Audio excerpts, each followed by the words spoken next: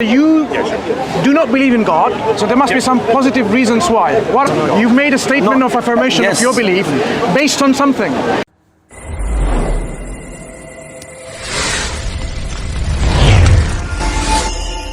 Okay, so can we hear the reasons why you don't believe in God? Because that's interesting. In this day of age, in scientific advancements, when we know a lot about our world. To me, one of the biggest arguments is that, to me, logically, it makes sense for people to want to believe in God. Like, if you put uncontacted tribes, right, who have no knowledge of any of these pre-existing religions, they will inevitably form their own belief system. And if they're not contaminated by other ones, they come up with something entirely different. But they do still come up with this idea of an overarching power determining things. Is it hardwired? And sorry? Is it hardwired within our psyche, within ourselves? And I believe that that is a natural response to lack of understanding. As human beings, we will never understand our origin, and in my opinion, that's something that as thinking creatures, we find difficult to accept. And that creating a overarching power is comforting to us, and it's something that any isolated group of people ends up doing. And I imagine that you would argue that that comes from an implicit truth that we... Is this why people believe in a supernatural entity called God? I believe so. I believe that's a large contributing factor. What if we used our faculties of intellect, reason, intuition, logic, all the tools that we have, and science as well? What does it tell? What would it tell us about whether there's a God or not?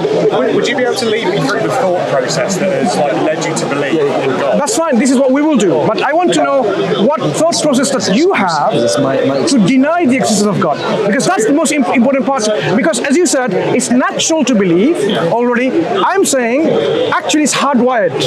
It's hardwired. I believe it's hardwired. So what's your name? As well. Mansur, what's yours? Mansur. I'm Alex. How's it going? I'm Mansur the R at the end. Alex, what's your name? Adham.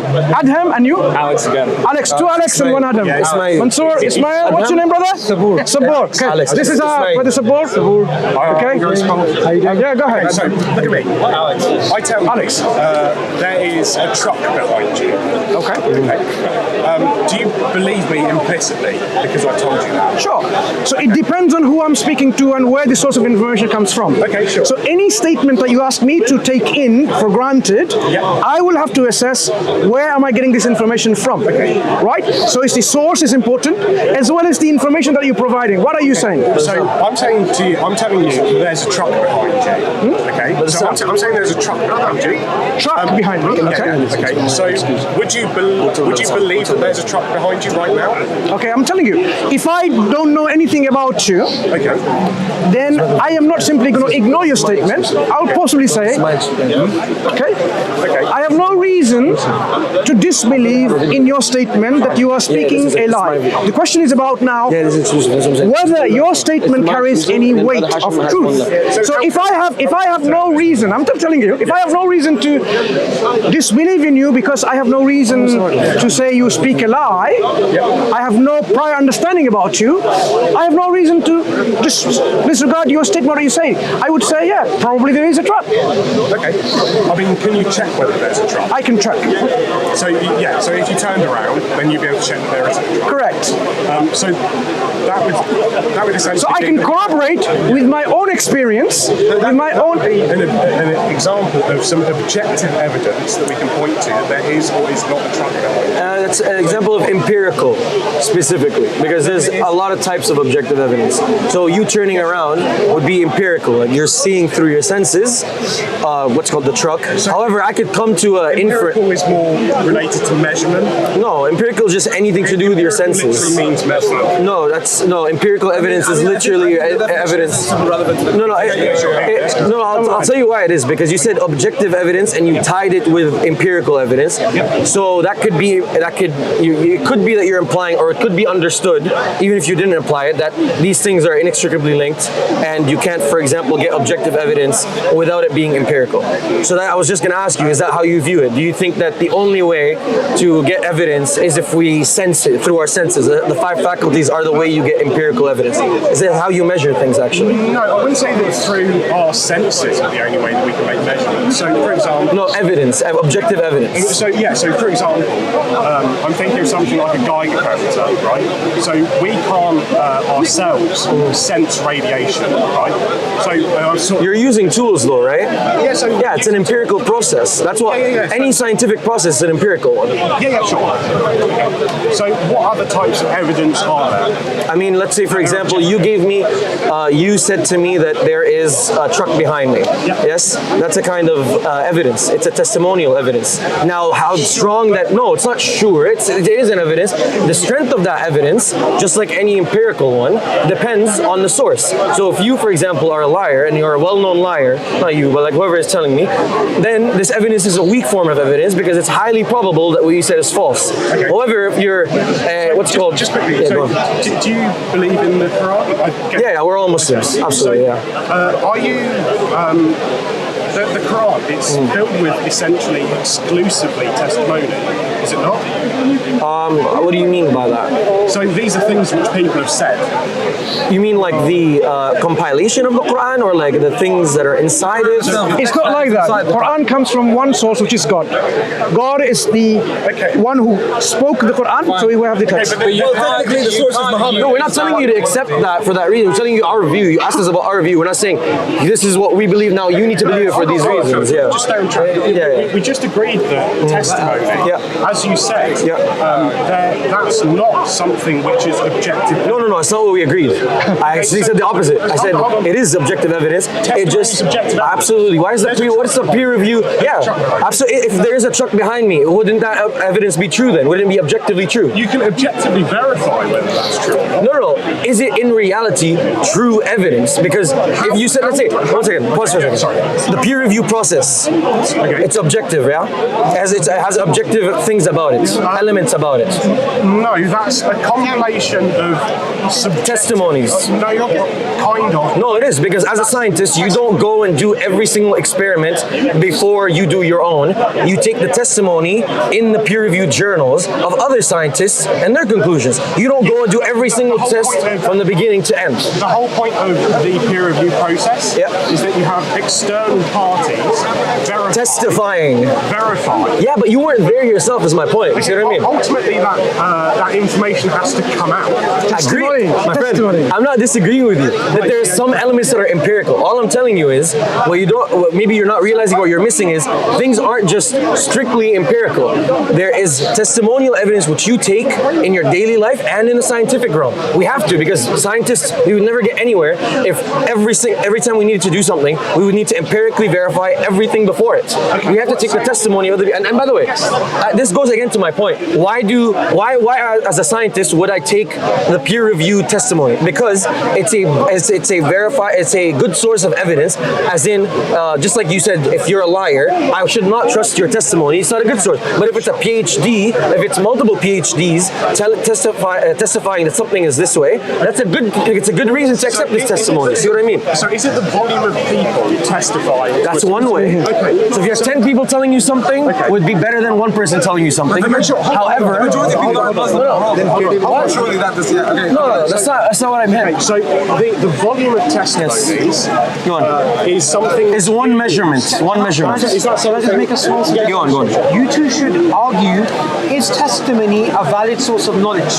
That's what I'm trying to get to with him. That's where you disagree. Testimony is a valid source of knowledge when it's backed up by empirical observation. But then it wouldn't be testimony. No, then it wouldn't be testimony anymore. But it is. Is testimony on its own a valid source of knowledge? If I measure something... I think that's a good question. So, just answer. Is testimony on its own a valid source of knowledge? No. Really? No, because people can lie. So, I understand that. Bro, people can lie. It's different than is testimony a source of valid. I didn't say any testimony. I said is testimony. Can any type of testimony testimony be a valid source of knowledge? Very different question. Can any type of Is there any form of testimony that is a valid source of knowledge? Not again. So listen to exactly the question I'm asking. I'm not saying can it be correct. I'm saying on its own, stand alone. Is there a form of testimony which is a valid source of knowledge that can be trusted? Any at all? Yeah. Yeah, sure. Okay, fantastic. I disagree. I think that like testimony on its own is never. Okay. Do you believe? Never take that as. Do you believe your parents are your parents? I believe my parents and my parents, but also I take that with a grain of salt that they could have liked. Do you live your life? Do you actually? Okay. Here's the thing. Do I live my life? No. My parents are my parents. Yes, I do. Okay, fantastic. So you're doing that based on taking testimonial evidence. In my thought, that's an inefficiency. I'm mistaken my thought process. Okay, something is being missed. I would when you're analyze talking my about, Get your friend to just say, just chime in. When you're talking about like, oh, you're acknowledging peer-reviewed people as facts, you trust that they've done everything. The difference is, I believe in those scenarios, you can trace it back to the earlier stages if you wanted to. That's not the point. Can you? It's not the point. Can you? And I think if you can't, then it's not valid. Really? Yeah. And also, So if you're not a scientist and you don't understand you don't understand how to do the experiments and replicate them, then you have no method of actually accumulating any scientific knowledge. Because you can't read testimony and trust it. I think if no one in the world is able to trace back, bro, if you trust anybody else, you're taking somebody's testimony, even if you're pointing to a scientist who can't do the empirical. The difference is, if I'm not a scientist, with enough training and understanding, I can empirically go from basic numeracy to understanding how a computer functions. As devout Muslims, can you say that you could trace back to these fundamentals and extrapolate the body trail? Of course you can. I'll explain what the issue is here. Yeah. The question he's saying and what you're saying are two different things. That's why you're talking past each other. Exactly. The point is, can testimony, say a historical piece of evidence, like Genghis Khan, we cannot prove that he existed scientifically. All we have is testimony. So what you're saying is we can trace back every step chronologically to something empirical, but then that's a disanalogy to what he's saying. He's saying, can testimony as a category in itself be a source of knowledge? Okay, one at a time, guys. testimony can make it likely that Genghis Khan existed, right? So I think Genghis is very likely. But that's what evidence does. It makes something more likely. That's why I said, is it a valid source of evidence? Makes some things certain, I think. Really? And Okay, that's give me one. Evidence that I would expect. Okay. Give me an empirical one. Yeah, okay, cool. I know that if I put this thing on a scale and it says 1.2 kilograms, I know that this bag weighs 1.2 kilograms for certain. Yeah. Oh, for certain. What if the scale's messed up? Okay, so I can say that. Yeah, that's a problem. You know, it's this problem in philosophy. They talk about the gas gauge. You know what you're doing? You're using the measurement of the gas gauge to determine whether the gas gauge is actually telling the. Yeah, no, you're determining the validity of the gas gauge through its reading. That's fallacious. It's problematic. You can't do that. Fine. Let's assume in this scenario that okay, fine, yeah, go ahead. Can we just refocus? Yeah, but this is all about testimony. All I'm trying to do is, look, bro. Let me tell you why understanding testimony is really important. It's because we're socialized in schools in a hyper empiricist kind of way. However, once you get to university and do a little bit of digging, you realize that what we're taught in high school and elementary school, this hyper empiricist method, is not actually the full picture, and there's more to evidence. That's why you need to break down these walls. That's why I'm trying to establish with you whether testimonial evidence, you guys recognize if testimonial evidence is actually important. I make this one point, and this is pretty much the. And then we'll go back to the question about how do you know God doesn't exist? Exactly. So I agree with you when you're talking about historical evidence, right? Like we don't know for certain that certain historical figures existed, etc. We can. But if there's like, if there was. I'm agreeing with you. Okay, fantastic. Okay. I'm saying that you're saying like we don't have empirical evidence that this historical figure existed, right? We have a lot of testimonies that say the same thing. I agree. Yeah. And for me personally, believing that a certain historical figure existed is low stakes. Low stakes. I agree with you. And so to instead believe something that goes utterly against most reason, especially as someone who believes that the desire to believe in a higher power is something that's implicitly comfortable to humans, and that to me. But something's pragmatism has no impact on its truth value. Like just because something has pragmatic value doesn't mean it's somehow it invalidates it as something being true. Exactly. Yeah. So I'll agree with you. Yes, it's definitely comforting to believe in God. Yes. It definitely has utility in your life. In fact, that you look at the studies, the psychological studies that have been done, religious people always rank higher on less depression, more happiness, contentment. I So yes, I'll agree with you. No problem. So what I'm saying is, given that I believe Genghis Khan existing, it's low stakes. No, why not? Yes. Right? Whereas something as broad as God existing, I believe is an implicit thing that humans will desire to do. But that doesn't mean, again, look, as Muslims, we believe in a fitrah. But let me show you. You're going on. Please. So what I'm saying is, because I implicitly believe there is a quite viable scenario in which it's not true, and yet this historical testimony exists, I then require the empirical evidence. So let me tell you what you're doing, You're doing the hyper-skeptic equivalent world argument, which is basically, look, do you believe you exist? Sure. Do you? Like for real? Like not just for... You believe you exist, Okay, how do you know that you're not a brain in a vat in some mad scientist's lab? Do you know that? So it's the same argument. So just because there's a competing hypothesis that you could put forward doesn't mean that you can't verify that the other one is actually the case, that you do exist in the real world. So just because you have a hypothesis that you could come up with that, believing in God makes you feel good, and therefore this is good enough reason for me now to not believe in God. That doesn't follow. It doesn't follow. It's a non sequitur. Why? Because I just showed you, just because there's multiple competing hypotheses, I could come up with all kinds of real world equivalent hypotheses, like brain in a vat, like aliens seeding us, like mad scientists, like matrixes. But that doesn't mean that you can't verify whether the real world exists or not. That's the point. Okay, You're making a non sequitur joke. Let's come back.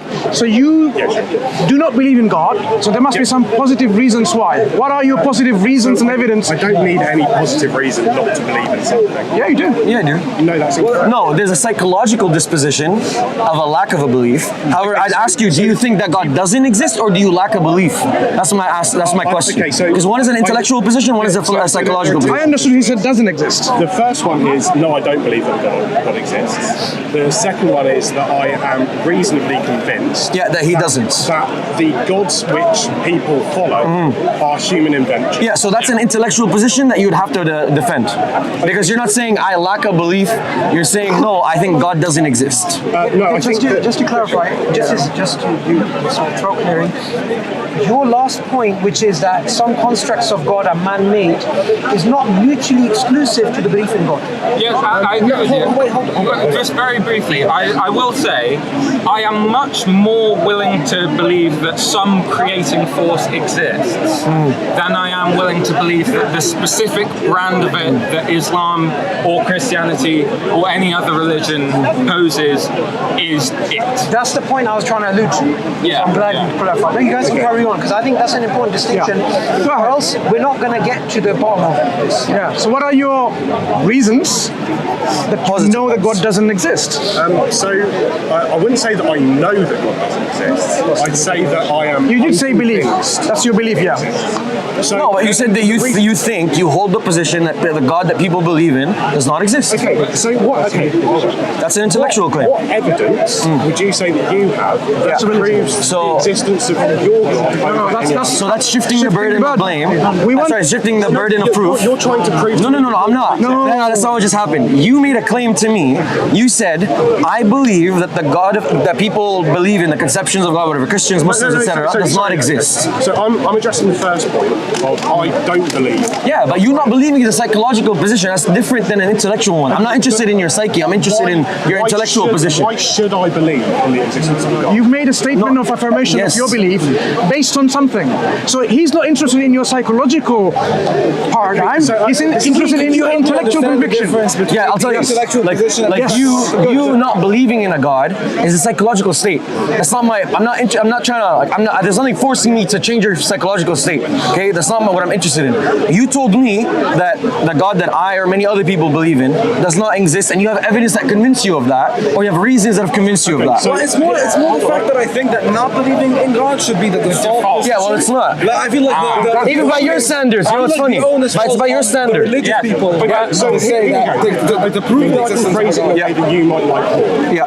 The reason that I don't believe in a God is due to lack of evidence. Yeah, but that would be an argument from ignorance because if you don't have evidence, does not mean that God doesn't exist. What I'm now asking See, you you're again. Hold on. Let me show you the distinction because your friend asked for the distinction. Lack of evidence evidence could have impact on your lack of belief in the psychological position. Okay. But lack of evidence has no impact on your intellectual position of not believing God exists. Do you see that point? You get the distinction now. Okay, sure. So Fantastic. let's just assume, as I'm sure you all have, that I'm ignorant. Yeah? Is that okay? No, I mean it's not. We didn't say that. Like, Oh, no. Yeah, go on. Every one of us is ignorant to some degree. It's to me as is to the true, right? evidence that you have for your belief in this God. Yeah, well, that's what we're trying to get there. We'd have to determine what level of evidence you guys accept. Because what's the point I of would me? like some objective evidence. Yeah, okay, So- fantastic. So what kinds of evidence are objective to you? Okay, so hold on. For example, Yeah. here's a test that I would accept as proof of God. Yeah. Let's say we get a group of Muslims, Yeah. Jews, Hindus, Christians, etc. And throughout a year, we get them all to pray Yeah. for rain. Yeah. Okay? And we get them to pray on alternating days. Yeah. If you could show me that there was a statistically significant likelihood that the prayers from a given denomination were more likely to induce rain, which is something that we know, okay, it can sort of be controlled by man by cloud seeding, but functionally it's random. Let me tell you why you won't accept that. Because it could just be, you wouldn't. Faulty It wouldn't. experiment. It's a faulty experiment. Design wrong. Because there's no connection between the you could easily just say you could, because if you're a naturalist and you don't believe in a God, you don't believe in anything higher up, you could just say it's a coincidence that people over multiple times. So what? It could be okay, you could make up what's it called? Something could happen. The fault of the experiment is you assume automatically when you pray, you expect God to answer your prayers. That's right? that's a hidden assumption. Yes. So there's a bigger problem, there's a meta problem, which is all you've done so far, unless I've misunderstood, is define evidence in a way In a that scientific way. promotes scientism. Because all evidence seems to be empirical. And we disagree with that. I think this is the That's core the crux of it. disagreement. That's why we that spent we have. 15 minutes about basically that. Look, not all evidence is scientific. But then we asked you. You said give us evidence. I'm like, what do you accept as evidence? Okay. After we've agreed not all evidence is scientific, and we didn't say that. So to me, the belief in God is a very strong claim. Yeah. So the evidence that I would I think it's the most obvious thing, to be honest. But yeah, go on. Okay, yeah, sure. So the Let me evidence which I would reword what you're saying. Extraordinary claims require extraordinary evidence. Yeah, sure. Okay, so I don't disagree with that because I could tell you going along the Sagan route. However, I can turn around and say the extraordinary claim that our morals, our ethics, our civilization, design, something rather than nothing, is not the result of God, is an extraordinary claim. Can I ask you? No, I don't think so. I don't need God to tell me that I shouldn't steal and kill. I don't need God to tell me that. Do you see what I've done there? I don't. Stop. Can I ask someone? Yeah, go. Just, you guys are friends, so you guys need to organize yourselves. We can't tell, you know what I mean? So Look, all I did. yeah, no, we can't really tell which You one. gave a standard, I agreed to the standard, but my default position is different to yours. So my default position is that One conversation. So we can all get involved. to believe that design is an illusion as opposed to design is design. And your position would be it's an extraordinary claim to believe in design. Okay, but Do you see my point? if I were to provide you a mechanism for the apparent reason that we appear designed, Yeah. then is that something you'd expect? Okay. Or accept, sorry. Okay, Expect. what I would say is there's no contradiction between agency and mechanism. There's no contradiction between agency and mechanism. For Sorry, can you explain example, that? in the Quran, God mentions that He gathers together the clouds, He makes it rain. Okay? And likewise, we have processes that we understand: photosynthesis, reproduction, lots of things.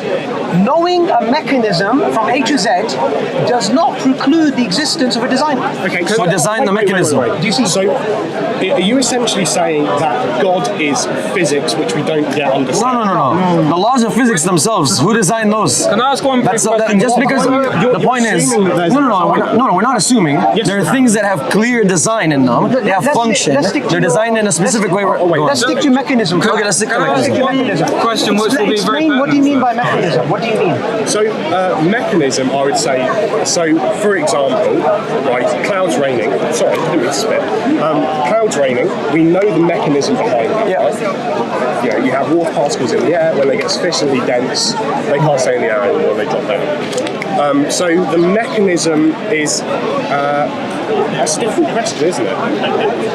It would have to be the sort of physical reasoning behind why something happens. And that's what science is. So a physical cause and effect, a process, has nothing to do with the metaphysical implications of that process. I agree. Exactly. Can I ask one brief question, which is very closely tied? Sorry, do you understand that point? I'm not sure that I do understand Okay. what you're saying. You said a physical process is a mechanism, essentially, right?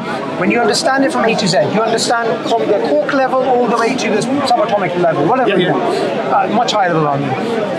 Understanding the physical phenomena does not give you one metaphysical interpretation of that phenomena, which means it doesn't Would you be able to define what you mean by metaphysical in this context? Sure. So if somebody was to look at a process and say that behind this process, I think this process fits in the larger broad view of physical naturalism, as somebody else says, I believe this process fits in the larger metaphysical picture of theism, both of those positions are different positions that can be taken upon the same physical process. Like that data verify it could be like, you know, it could fit in both world views just fine. See what I'm saying? So like an atheist could tell you. No. So there's a very specific claim that you made, and that specific claim was that we were designed. Yes, I do. I believe that. Yeah, of course. We have, in my opinion, sufficient evidence to believe that we weren't designed by a god. We were functionally designed by the environment that we're in. Wait, one So second. let me ask you. I'm assuming you're referring to some sort of evolutionary process. Yeah, that's exactly what I was going to. Okay. Do you believe in But Darwin himself, and this is well known and understood, Was a Christian. No, he wasn't. By the time he published, he wasn't a Christian. Okay. But he himself believed that the evolutionary process was more of a credit to God than miraculous special creation. Exactly. Okay. So Why should I care about his opinions on other? No. No, but the guy who came up with the theory tells you that you think the evolutionary theory proves actually has no impact, according to the guy that came up with the theory. In fact, gives more credit to God. Can I ask one question which will cut this to the source? Sorry? I don't know. No, can I? Okay, you might not accept that, but evolution biologists Thomas do. Henry Huxley. I haven't. Okay, so Thomas Henry Huxley was Darwin's bulldog. He used Darwin's theory to promote atheism. Okay. Darwin had another contemporary whose name was Asa Gray. He used evolutionary theory to buttress theism. So the same data, two different camps were using to show theism or atheism. So what I'm trying to point at is you believe pointing out the physical process is sufficient for atheism. I'm saying it is not sufficient, it is underdetermined. But what if it can't You get that point? I think I've been trying to ask this for ages. So it's exactly what we're talking about. So, do you believe in the concept of evolution as a byproduct of God's creation, or do you not believe? Do you believe we were created? No, do you not see how that's irrelevant to us? Because the whole point is you know why it's irrelevant. The whole point is whether evolution is true or not. By the way, even the verbiage you're using is like very dogmatic. So, do you believe in it? We're talking about science here. We're not talking about some faith. So I'm just curious. I'm curious. Rephrase your question. Okay, so I'm asking, do you believe in the concept of evolution, survival of the fittest, creating genetic splits, etc.? Do you believe in that as a byproduct of God's design, or do you just not believe that and that we were created as Homo sapiens? Okay, so outright? I think we'll get to that conversation once the first point is established, which is... Could I just know the answer for spoilers? I'm curious. I'll explain to you why I want to take you down a chronology. All right. For example, if someone tries to get me to speak about the miraculous creation of Jesus, before I explain to them about God's existence, it wouldn't make sense to believe the miraculous creation of Jesus until we go over God. But I'm not asking you to explain your Do you know why? I'm purely Do you curious understand why? Do you understand why? It's like if you go into a room and you take out all the red chairs, and then you ask, are there any red chairs? Well, you're presumed because you're coming with a certain baggage, certain assumptions. We need to deal with them, figure out what the correct assumptions are, and then we can talk about basically the colors of the chairs in the room. Do you see what I'm saying? In this analogy, Let's get back and then we'll come back to this. He says he will come back. What is like strongest reason reasons that you have for believing what you believe. Okay, sure. So let me just do a little bit of a recap, because where it started off is Mansur asked you about your positive reasons not to believe in God, because that's where we started off. You pointed to a mechanism. The only thing I wanted to do was make the point that the mechanism is not sufficient for atheism. So that mechanism, are we talking? Do you understand that Are we point? talking about praying to? No. We're talking about evolution. Okay, so sorry. The mechanism of evolution does not in any way affirm atheism, my point, because you gave that as a what's it called, as a reason why you don't believe in God. No. So that is a counter to the idea that we were designed by God. No, that's the point. It's not because That's what I was saying, it's we've already had scientists who have used it to propagate their theism, and we've had scientists to use it to propagate atheism. Do you agree It's with that point? metaphysically No, I neutral. agree with You that. understand That's what I that? was saying. Let's go to your question now. Okay, what happens if God designed evolutionary process? Hold on, because this is quite an important. Yeah. In the Bible, there is. We don't believe in the Bible. So again, and by the way, there's Bible believing Christians who have no problem with evolution. The Quran says evolution. Doesn't matter. There's even Muslims who there's one second, pause. That's why I asked you. There's groups of Muslims who fit in their theologies. Can we have one? So Alex, go ahead. So that's why I was In terms. irrespective of Believing in God is not Can we have Islam or in terms? Christianity. There's nothing to do. No. Too many conversations. We're not going to learn from each other. does exist and it's a byproduct of God, or that evolution as a concept doesn't exist and that we were manifested immediately in as Homo sapiens. I believe the neo-Darwinian model of evolution is false, although it's the prevailing paradigm. I believe that evolutionary processes are observable, but I accept the creation of Adam is a miracle. Okay. And so, to me, it seems interesting that you would hold those two concurrently. Yeah. Right? Like, you can at the same time believe that animals do evolve and change throughout survival of the fittest. And this is why I wanted to tie it into morality as well. Can I just add one small point? Yeah. You can have evolutionary models with one origin, which would lead to the tree of life, or you can have multiple origins, which would lead to the orchard of life, exactly. right? Which means it's possible to believe in many different topologies. So sometimes people think it's either zero or all. Can I just clarify? So you believe in evolution, but you also believe that Adam was created by miracle. Hang on. Okay, and so this is what I was going to ask. So you believe in a clear distinction between man and animal, correct? Yes, although there's a slight point I want to make. Human beings, we can adapt to our environment. Yes. We can go through natural selection type processes. But what I mean is the origin of our species. Okay. Now, there may have been other type of hominids. I'm not denying that. Yeah. But our lineage, I believe, is this. I'll give you a small analogy. And what makes you think humans are so special? No, wait, hang on. I promise We you. can't jump. That's the thing, bro. Sure, fine. We have to give a chronology of the conversation. You and me, we both came through our parents through a normal reproductive process. Yeah. Me believing in a normal reproductive No, process. I agree with all that. Yeah. I agree with all that. But the point I'm making is this does not mean I cannot believe Jesus was created from a virgin. I agree. Because God can intervene through natural or supernatural. This isn't the point that I was making. Okay, sure. So the overall point that I was making was actually about the idea that morality is instilled in us, correct? Like, No, do you see the problem that is because these points answer your friend's point because he didn't agree to that. But I know, just- the point, no, when you said it's not against you, but the way you went about it is you used. morality. You have to like if we're gonna have a conversation, you have to tell him to the subject. divinely instilled in us, correct? And so what I would ask is, if man and animal exist separately and their reasons for being and existing are so separate, then why is it that through evolution animals learn similar styles of behavior? Really? Just because of yeah, I mean, Okay, one second. Ducks gang rape. Do you see us gang raping or even thinking that's moral? Humans. No. We don't. Do we think that is moral? Finish your point. That's immoral. Yeah. Okay. So why? Ismael, let's get I understand. I do not need God. After this, we're going to go back to the question about Where's your we're going into evolution, which is no, but why do ducks have a different morality than we? Because they are less able to reason about. We'd be able to find animals which don't get intelligent. Yeah, that's the point. So the point is that morality then is reduced to something random. That's the point. It is Specific to a species. let's have one conversation. In my opinion, similar animals as you could get to human, right? Like their morality system is much closer to ours than spiders. Okay, so let me just make one small point. We'll go back to the initial point, which I think is more pertinent about God not existing. morality can be on a gradient, and we as Muslims do believe there's a level of moral agency even with animals. It's not good, is it? Okay, so I think this point is more important. This actually, what you just had in your bag will demonstrate why people don't believe in God. Trying to go back to This is why I don't believe No, why people don't believe in God. That will show you a mechanism. How? no worries. Because It's they were interesting. trying to bring it back You brought to a this up. point and we keep going off. You're not going to like this, though. I think my point is a core tenet of that. Okay. I understand. No worries.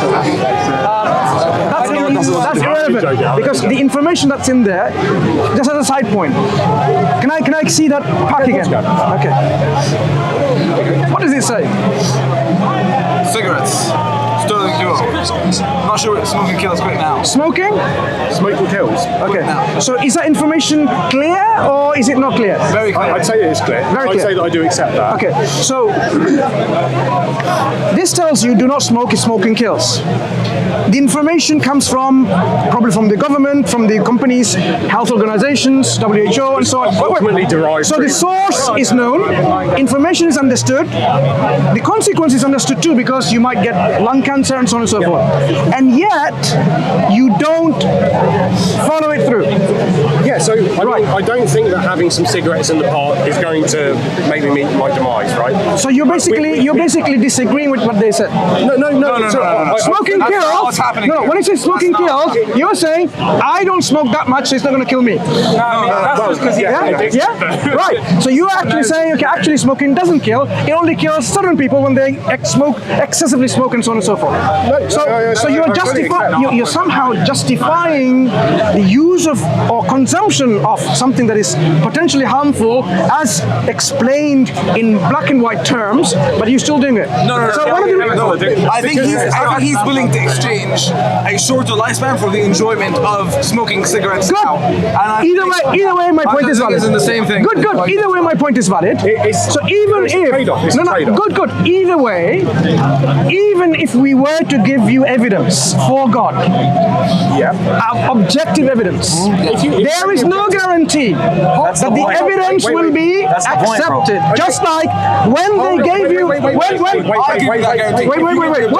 You can't Let me explain myself. You can't guarantee it. Let me explain myself first. People have been coming up with In arguments for God for 1,000 years. prevention of death Empirical due to You realize smoking, empirical arguments. we have deductive are literally evidence from philosophical. epidemiology, Certain studies from them. That's the point. Look, I'm coming from a scientific background. But do you realize? Cancer prevention was one of the models of my master's program. Not a single. These kind of information not a single is established philosopher, epidemiological mathematician, studies in physicist, which any we can be human being sure that's ever the studied correlation, logic the link will tell you that's between not a single- smoking and Atheist, having Muslim, lung Christian, disease doesn't and matter. eventually death and so Because on. deductive arguments It's no are longer just some kind of scientific maybe. empirical arguments It's are not maybe. inductive. It's established. It's the opposite. Okay, So I can get just like when the evidence is I'm glad that understood, you known, can seen, agree with that. verified, Yeah. there are people who keep on guess the problem is smoking because of whatever reasons. That's where we can Likewise, talk. The premises. there is no guarantee that when objective evidence is given for the existence of God, that people will accept this evidence and accept it. Do you know why this is an important point? You know why this is important? Because you said earlier, or sorry, I think it was you. You said, "Oh, not all the people in the world are Muslim or Christian or whatever." The point, and that doesn't mean that there isn't evidence. Okay, but that's not. Where is the empirical Go on. This is one, but that's not my proof for God's existence, by the way.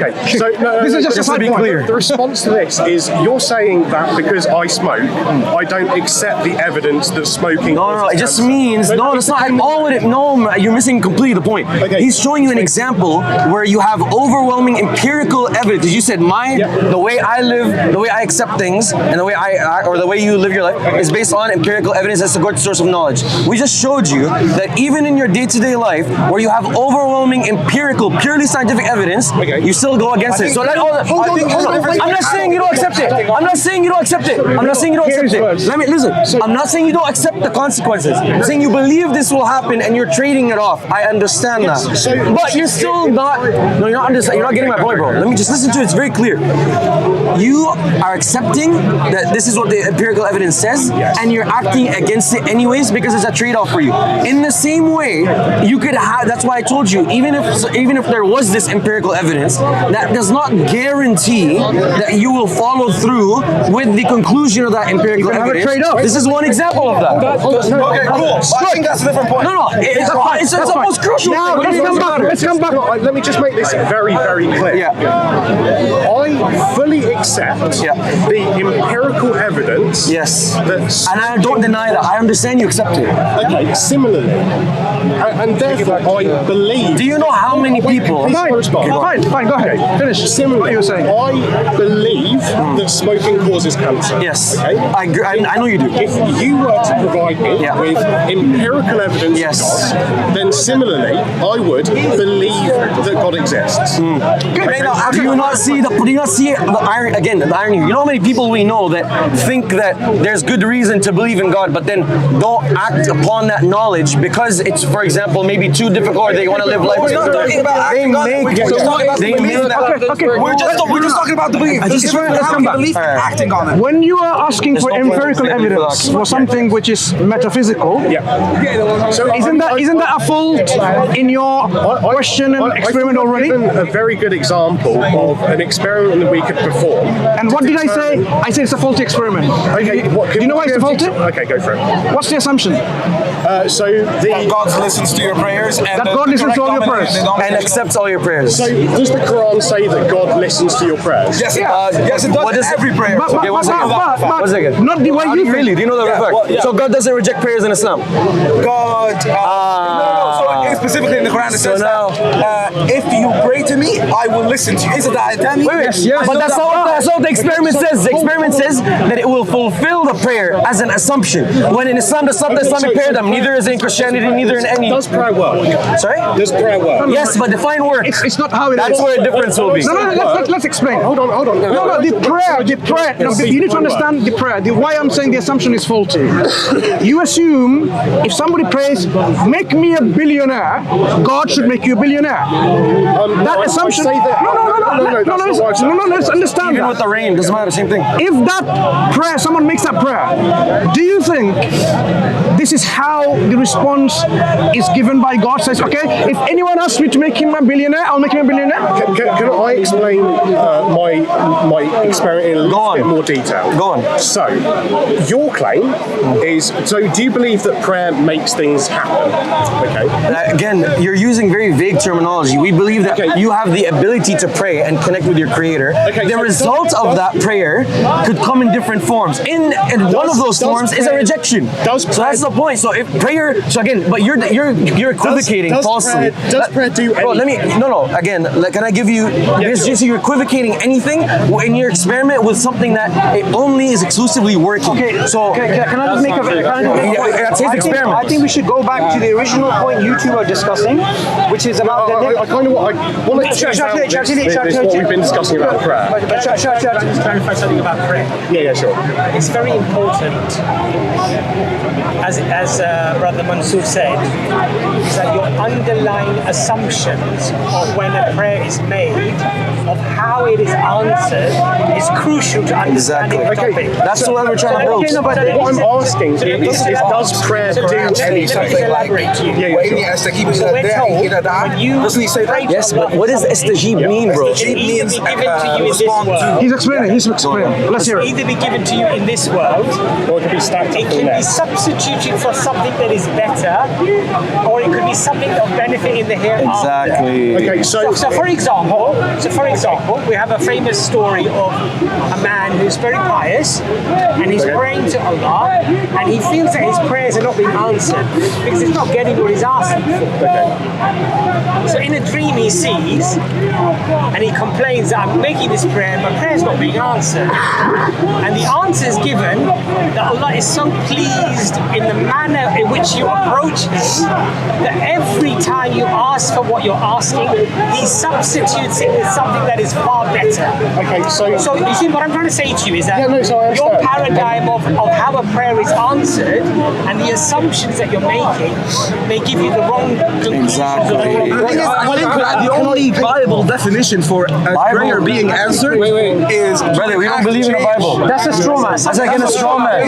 We don't believe in any of this. Again, This is like your misunderstanding, putting it on us. We don't believe that your prayer has to be answered in the way you Why ask for don't it. you go with... Or even answered at all. Could be rejected. Optional arguments like Could be design rejected. argument, Well, for your benefit. ontological argument. Could be rejected. Why does it have to be this particular type of experiment? Oh, yes, it does. No, so that's an experiment. Again, STG. But I just showed you how faulty it is. Just putting in assumptions. Oh, A faulty experiment. She's just picking what area and defining it as good. You are the ones demanding evidence. You should tell us what evidence satisfies you. I mean, The evidence that- irrespective of whether I should, can you provide? So firstly, I ask this question. Can you prove the existence of God or disprove using empirical tool? So I've given you an example of an experiment. Which I said just said it's faulty. Please, can I just finish? Carry on. I've given you... Neither of us can do either side of this. No, carry on. Poor guy saying that. I've given you an example of an experiment which would convince me of the existence of God. And let's just be clear, what has happened is you've taken what I've said and you've said that in your framework this couldn't possibly work. Hold on.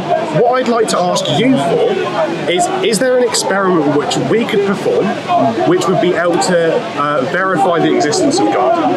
A scientific experiment? Yes. No. No, okay. I'll tell you But we've already established that scientific experiments aren't the only source of knowledge. Let's go back This is to the point. useless conversation. You cannot use empirical evidence an empirical standard to judge something metaphysical. Okay, why? Okay, because It's one in the is definition. metaphysical and one is empirical. So what he asked you is essentially about your worldview. If you come in from a perspective that you will only accept empirical evidence for something which is fundamentally metaphysical, you're coming in with the wrong standard. Mate, it's like me giving you a tape measure and asking you how much you weigh. I don't have a problem with science, but when you're using an empirical tool to judge a metaphysical problem, Very, very different. no, it's not. It's a very simple. It's exactly what you're doing. You're giving us an empirical method. Okay, metaphysical is literally speaking of the things that are non-empirical. Yeah, you're using an empirical tool to judge a non-empirical thing. You're basically assuming your conclusion. You know, it's a fallacy. Yeah, you're assuming your conclusion. What does science run on? Question. Just what is the main assumption of science? That you take measurements. No. Sorry, you take observations. No. The main foundational philosophical underpinning of science. What is it? Is that you take observations. No, it's methodological naturalism, which is what? To push aside the question of... One second. I'll give you an explanation of what is it. What is the scientific method to you? I'm going to give you an explanation. This is even what underpins the scientific method, okay? To do any science with the scientific method. How do I carry out science? Okay, so here's how you carry out science. Science is the application of reason to the natural world. Yes. Using a methodology in which you assume all effects and causes are naturalistic. That's the scientific method. And by the way, science has many different definitions, but this broad definition is accepted by every school. Okay, so does science... Did you understand the definition I gave? I think so, but does science not make observations? Before we move on, can you just say that, just so we know that because we don't want to like move on if we're talking past each other. Tell us if you understood our position. What is science from, what did we just say about science? I don't think it's correct, but I understand what you said. Okay, but that view is held by every single scientific school. There's something known as philosophical naturalism, which is saying there is no God. Methodological naturalism is the assumption in sciences we're going to assume there's no God. You're using a method which is saying we assume there's no God to find out if God exists. And that's actually a fallacy. No, so I disagree that scientific method assumes that there's no God. It's literally the basis of the scientific method, mate. I would say that science starts off with a baseline of zero knowledge. The way you accumulate knowledge is by carrying out observations. The science assumes things before it starts even gets off the ground. So there are some assumptions that you need. So that means it's not zero knowledge. There are some assumptions that you need to make. So it's not zero knowledge, right? Some assumptions being things like the world exists. Fantastic, that's one. What is another one? The world exists. Uniformity testimony of nature principle. Another one. We can learn something about nature. Logic and No, what is it? Yeah, yes, exactly. Presume. testimony is presumed. Exactly. And not just that, methodological naturalism is. Causality is. Yeah, so you have all these assumptions that are your axiomatic foundation. You cannot do scientific experiments to prove any of those. Which of those axioms do you disagree with? No, we're not disagreeing with them, bro. We're telling you your conclusions are completely disregarding these axioms. You say you think that. Okay, first of all, look. Let me make it something clear for you, so maybe you can understand our position better. Nothing you bring from science could have any impact on whether God exists or not. Okay, Just that. there we go. That's it. That is a very strong reason for not believing in God. No, it's not. Again, no, because I'll explain to you. No, let me just drill this point home so we can get off this.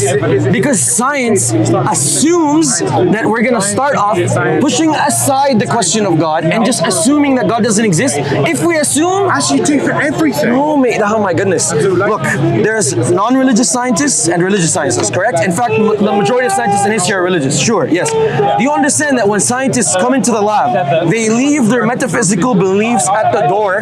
Why? Because we're supposed to subscribe to we hope so. Why? Because science runs on methodological naturalism. What does it say? Irrelevant of the metaphysics, we're just going to assume that God doesn't exist for now, and we're going to see how much we could learn about the world purely through empirical observation. So it's tantamount to saying, I'm going to assume you don't exist and put you out. I'm going to assume you don't exist, and then somebody asks me, do you exist? And I'm like, no, you don't exist. I'm already assuming my conclusion.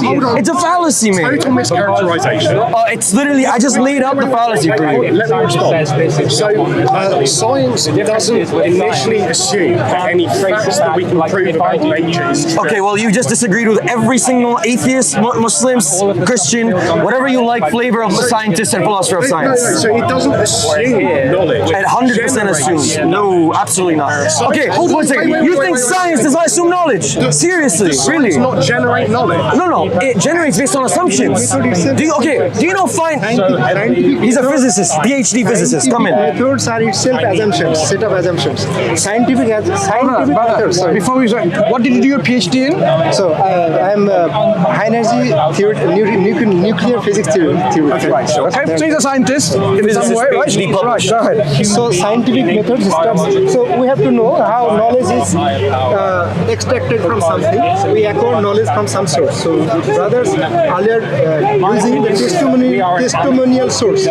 So we use recording devices. So you use recording devices. So this testimony is kind of recording device. I wouldn't say that recording. 100%. You take the testimony of the machine. Because recording devices can be used to predict the future. Yes, now you have to check the Okay, that doesn't mean that you could check the fidelity of the device with that reading. I can use it to reliably make predictions about the future. Yeah, it is correct. Those would still be inductive, not deductive. Why would they be inductive? Because you're making. Okay, I'll tell you after this. testimony itself means that someone has witnessed that and then uttering that from memory. So memory has been affected by the vision or the witnessing. Brother, do you mind explaining to him the assumptions for the scientific method? Because that's what he's on. The scientific method. So another source of knowledge is that the testimony, another source is that. So you assume something. So you know something from your experience, or you accept that is the established fact. Now something new comes to you. What you do, you guess that how that thing is related with your already perceived or established or known facts. That is why we seek explanation. Explanation by its nature means that you hold something true and then you do not know something and you guess that something how it is related to the known thing. You know, So do you get what he's saying? Like you see observable facts, and then you make a guess on what is happening, the relation between these observable facts, and then you see if this guess correlates and explains and corresponds with the observable facts. You understand that? You come to the second part. So first is your observation. So you make observations. You make observations of both things. So first you make observations of your perceived reality. Tell me that observations weren't. That's absolutely not what we said, mate. You said no. That's just straw man, because I literally spent 30 minutes explaining to you that science absolutely has empirical aspects to it. However, it is not only empirical. We have no problem saying experimentation is empirical. Okay. No. So last thing. Can Last thing I want to leave you with, then another part of then you, after this guess, you make some predictions that whether this guess, multiple people can guess multiple theories, multiple ways of explaining that thing or connecting those things.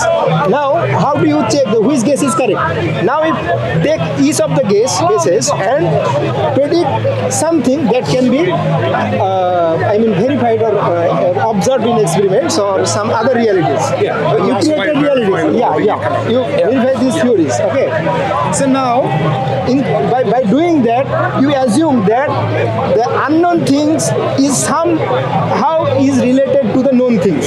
So you assume that whatever be the this assumption is part of like. So you assume that you're testing whether the model that you've come up with is correct. Yes. And you do an empirical test. I want to cut to the because I think I think you're gonna leave it. That's why I want to bring it back to the question about that. Do you believe there was nothingness at some point in our existence? I mean, we're going to have to define nothingness. Absence of everything. Yes. I'll tell you what it is. Absence of time, absence of space, absence of matter, absence of energy, absence of quanta, gravitation, quantum fields, gravitational fluctuations, absence of possibilities. So I would say that that might be possible. Impossible. So when there is no possibility of coming into existence, which saying is possible. and you're saying is possible. A lack Nothingness. of possibility can never be. Let me give you some example. I didn't say that. Okay, let me give you an example first to define what nothing is. I give you a box of presents and you open it up. And you don't see anything. But actually there's something already in there. There's air, vacuum, there's particles, quantum fluctuations, gravitational fields, and so on. I'm saying nothingness is absence of all of that, including possibilities of any existence. Well, I mean, if you're defining nothingness as it's simply non-existence. If you're defining nothingness as Non-existence. as the absence of any possibility of Everything. existing, Then I mean, I have to assume that stuff exists. so if something exists now, So in that case, Here's my by question. your definition of nothingness, then no, nothingness can never exist. so It's not our definition. Good. So if something exists now, It's academic. can there be absolute nothingness that we defined at some point in the past? By your definition, there couldn't be no nothingness. All right. Yeah, that's correct. So there's going to be always something. Yeah, sure. Well, by your definition of nothingness. Okay. Why do you say my definition and why don't you What agree? is this? My definition. It's first of all the dictionary definition and it's the academic definition. Hold on. So I'm going off of your definition of nothingness because. Do you agree with my definition? Because. Okay. Do you agree? Peer-reviewed Yeah, definition. sure. Good. So it's our definition of nothingness. Okay, yeah, sure. So that's our definition of. Yes. Well, actually. It's a peer-reviewed definition of nothingness. It's a philosophical nothingness, an absence of everything. Okay, so the definition of nothingness that you just gave to me, part of that definition was that nothing can ever exist. No. I just defined what Definition. nothingness is. Mate, nothing. Okay, how about this? Let me repeat it. Nothingness is the absence of everything. Where's nothingness in this? Absence of everything. Okay. And that's just something? completely. This is not a controversial definition of Yeah, and nothingness. part of that he said was that's also the absence of the possibility of anything else. Because it's nothingness. That's the point. An absence of everything includes everything. So you're saying. I don't understand. I don't think there is an argument here. No, it's not an argument. We're just establishing definitions. By that definition, My friend. there is no way that nothing can exist. My friend, based on the assumption that we exist. My friend, I mean, that's the point. The point is that because nothingness is purely a concept that can never be realized in reality, we're trying to just establish the first premise. Therefore, there couldn't have been a moment where absolute nothingness existed. That's all we're trying to establish. I've already agreed with you. Good. Okay, so why do you keep using my definition? We reached a conclusion. So do you believe in Next step. Do you believe in the existence of something that has been always there? Something that has been always there. Yeah, sure. Good. So the universe that began, our universe that began, there was something prior to that. Yeah, sure. Has to be. Okay. So if something exists always means there's no prior, what would be the quality of that something? Well, I mean, it would have to exist forever. And I'm sure that, hold on, this is where you're going to say that God is the only thing that exists. No. You're jumping the You're gun. jumping again. We will establish Chronology of premises. Yeah, sure. Okay, yeah, sure. So something. What is the quality of that something that always existed without even a beginning? I mean, infinite, I guess. Infinite. So whatever, would that thing have attributes? Would that thing have attributes? An existence without attributes or with attributes? So yeah, I mean, one of its attributes would be existence. Yeah, so you will have attributes. Yeah. So all the attributes that it possesses will be infinite, meaning absolute. No. Okay, so if it has some attributes, say it has attributes of power, for example. No, Because the reason why I say power. So I come from like a maths background. Right? Oh, fantastic. So then, we can have infinite series whose one of its attributes would be its sum, right? And that sum would not be infinite, right? So we could have non-infinite attributes for an infinite object. An infinite object has attributes, and that attribute is limited or infinite. It can be either. So what limited the attribute? An infinite, we have something that exists. Let's say this something is called originator of our current cosmos, right? Yep, sure. The originator exists with attributes. The originator exists without a beginning, and yet the attributes the originator possesses inherently is confined and restricted by what? Hold on. So I'm coming at this one. Confined and restricted by what? that's great, actually. I wish you started off with that, because our whole struggle this whole time, I'm actually surprised you're coming from a mathematical perspective and you're giving us this tough of a time on the scientific method. The maths is literally has all axioms, and the axioms used. So maths is very different from science. No. In the same way, math operates on axioms, science operates on axioms. Exactly the same way, because why? They're both bound by logic. Okay, sure. So that's the point. Okay, let's go back to our point. Okay, yeah, sure. So I'll give you. Okay, so it's not true that something that is infinite, all of its attributes must be infinite. That's something that is not true. What restricted it? I don't. Why does that have to be something that's restricted? Because once you have a restriction of something that, you see, whatever attribute it possesses, it was not acquired. Okay, I'll give you this answer. It depends on the attribute. Yeah, so attributes of power, for example. The attribute of power. I'm really confused by what you mean by power in this. Would that be a limited amount of power? A restricted amount of power? Knowledge? Would that be a limited amount of knowledge? Well, I mean, so for example, in this universe, we can't add power to the universe. Now, our universe is finite. So, finite universe has finite energy, finite power potential.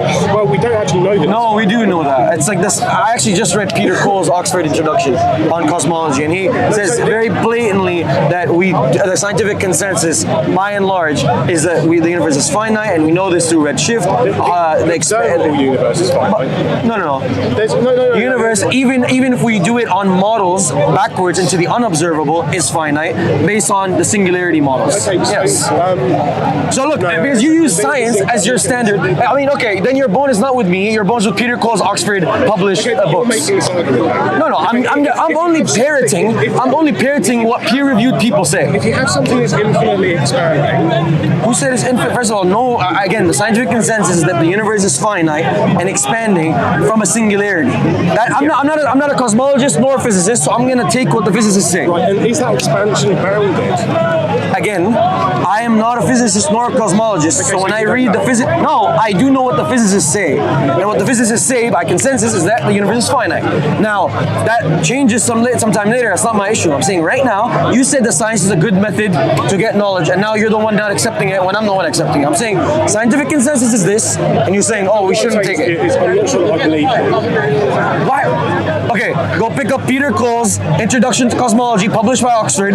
Read it. It's probably within the first 20 pages. Okay, sure. Yeah. Fine. So what bearing does that have to this? So we're talking about. The point is that yes, the universe is finite, and that is established science. And since you said that science is a good method of knowledge, you should take that. The universe is finite. Empirical data, mathematical models, redshift through Hubble. Hold on. How can we collect information from something that we're never going to get information from? Wait, are you saying that science cannot get information on the unobservable? Well, yeah. You're actually disagreeing with the scientific method itself. Yeah, the whole scientific method is using induction to observe what's in your local particular and generalizing it to the unobservable. That's literally what the scientific method is. No, that's coming up with a model. No, that's That's literally induction. That's like day one. This is ridiculous. That's day one. Wait, that's atheist philosophers of science. Your camp as ridiculous. That's what they teach at LSE, at King's College. Go on. Okay. When we're talking about something like the existence of stars, okay, we can generalize the existence of stars to outside of the observable universe. I don't know why you're going into detail, because all you need to do is establish in the abstract. A very specific point. Yeah, but I'm not interested in that. You know why? Because if you want to go to stars, I'm not educated on stars. I'll go to something you're not educated. The point is, we just establish it in the abstract. Very simple. Scientific method is incredibly clear. Is the scientific method deductive or inductive? Simple. Is it deductive or inductive? Explain my point. Mate, You interrupted me. I didn't interrupt you. I let you go on. No, you didn't. Okay, go on.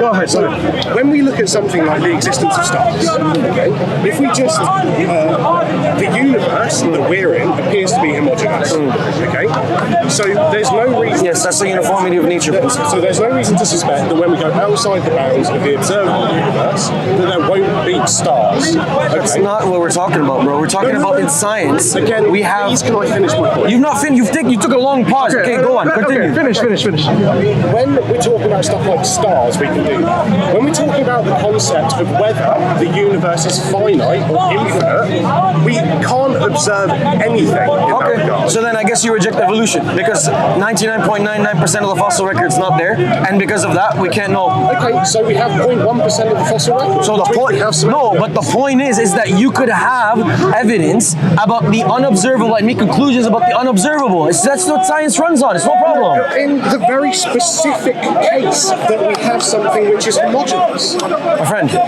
simple. I don't like. You keep going to these like very specific examples. I don't mind you give examples, but the point is what you don't need to get lost in the sauce when all I need to tell you is what the scientific method is. I've given you the examples of. No, but your examples are irrelevant to the. Okay, now look who's interrupting who now. It's okay. No, you interrupted me. I'm trying to tell you the scientific method. Relax, both of you. Relax. Sorry, I don't need to get. Relax, both of you. Okay. We came to the point that something always existed, right? This is what we agreed on. And I asked you what restricted the attributes being infinite. I'll just go with maths. Yeah, tell me. Yeah, maths. Yeah. How does an infinite existence have restriction of its attributes? By its nature of maths. I don't understand. For example, we can have an infinite series who has the attribute of a sum, and that sum can be finite. So we can have infinite things which are restricted in some of its attributes.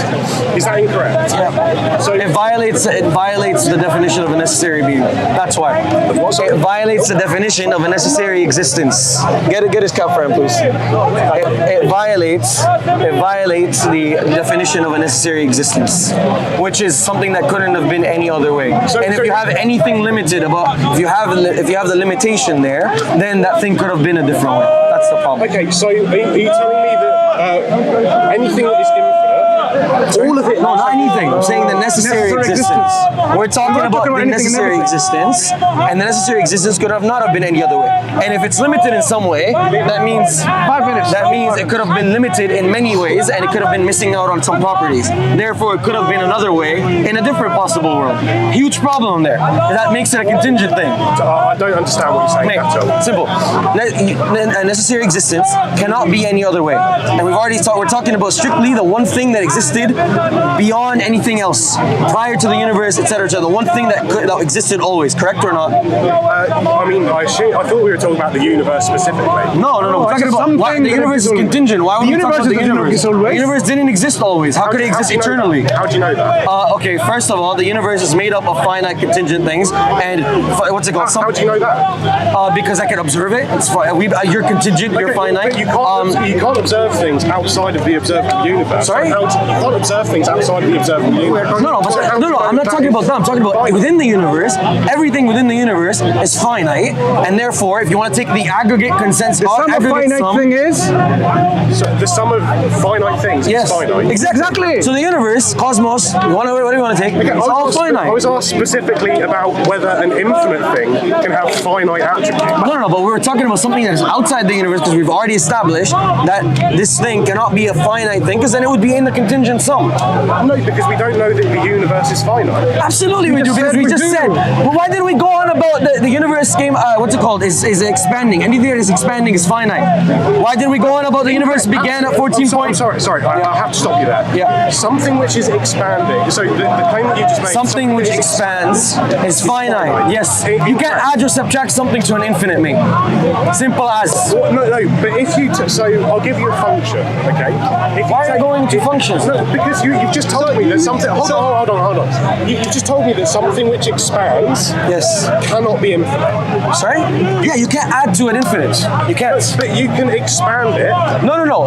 You cannot add. Expanding what? Expand what? Expand. So if you take... What is expanding? Okay, Space? So if you take... Here's your problem, you see. 2D space, okay, and you multiply all of its points by 2, okay, then if you have, for example, like, let's say we have 2 points. Oh, I know where you're going with this. Yeah, so there's a philosophical problem, you know that. And the conclusion of it... True. No, it's I need to be clear on this. You saying that something which is finite cannot expand? No. You're using a specific definition and meaning of expand. You could infinitely split up a finite distance. Yep. You can infinitely do, that's fine. It doesn't change that it's finite. That's the point.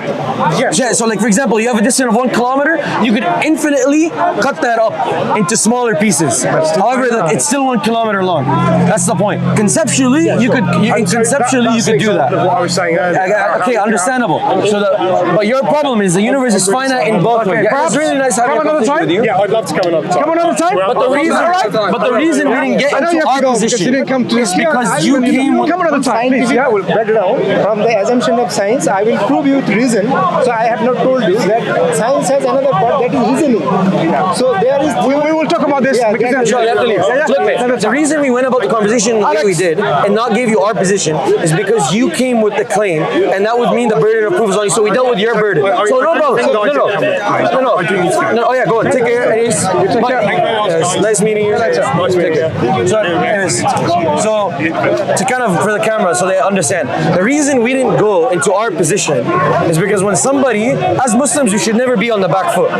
When somebody comes in with a claim that God or your conception of God does not exist, this is a positive intellectual position. And all they could, once they make this, they need to verify this. So they now have to prove to us why God doesn't exist. We don't have to prove to them. You see? So when he said that, he's trying all his best not to demonstrate his position. Exactly. So we need to pin them down, as in, not in an aggressive way, of course, but we need to take them to task to prove their points, right? So that's why we asked them, what is this reason? What is this evidence that you have that would make you think that God does not exist positively, an intellectual position? He appealed to science, as a lot of atheists do. Science is metaphysically neutral. Everybody needs to understand that. They're metaphysically neutral in the sense that it cannot be used to support a God from the methodological naturalist position, of course, nor can it be, exclusively cannot be used for one nor the other. So like an atheist could try to use it, cannot be used by him, and neither can it be used by the Muslim under methodological naturalism. Why is that? Because methodological naturalism assumes that forget what we believe, forget that, park it, let's leave it at the door of the lab, and then we go in the lab not assuming any of this, to make things simple, to even out the playing field. So you cannot come to metaphysical conclusions when you're parking metaphysical assumptions at the door, or conclusions at the door. To give an example, even if they heard a voice and saw something in the sky saying, I am God, absolutely, because of their methodological naturalism, they will try to explain it away by some kind of scientific thing that cannot be God. The whole point is that you must, by the methodology dictates that you must dismiss any supernatural explanation, irrelevant of any evidence. Because why? People they wanted a uniform, non-religious way of going about science, a method to do this. So they said that you need to study the natural world and only use it called, the empirical method, the empirical scientific method, with the testimony of peer review to come up with conclusions. So this is again the problem. They come to us about evolution, evolution this, evolution that. Brother, evolution does not say anything about the origin of life anyways, okay? Does it talk about anything about the origin of matter? No, it doesn't. Exactly. So it's putting the cart before the horse. So it's like, okay, you want to talk to me about the development of life? That's fine. But what about the origin of life? Okay, nothing to say. What about the origin of matter? Nothing to say. But you know, another thing is that's so crucial. None of this stuff, again, has any impact on your belief in God.